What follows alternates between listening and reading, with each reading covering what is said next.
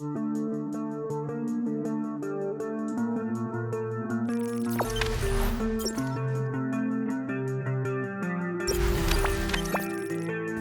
Pantang menyerah Nil Maizar, Sriwjaya FC siap tampil all out kalah melawan RANS Cilegon FC.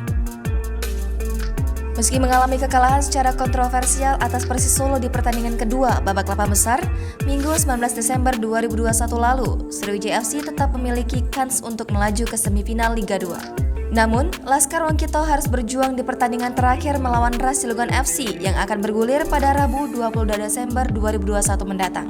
Dedi Hartono CS wajib menang dengan skor besar di laga terakhir apabila ingin melangkah lebih jauh dalam gelaran Liga 2 musim ini.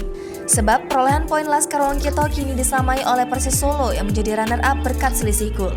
Meski dalam posisi yang sulit, Pelatih Kepala Sriwijaya FC tetap menanggapinya secara normal. Situasi sulit yang dialami timnya saat ini merupakan hal menarik bagi Nil Maizar.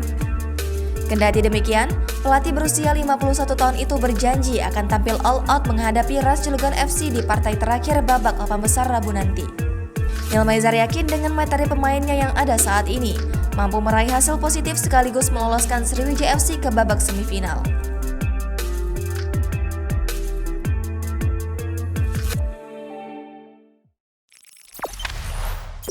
Jangan lupa subscribe, share, komen, dan like ya!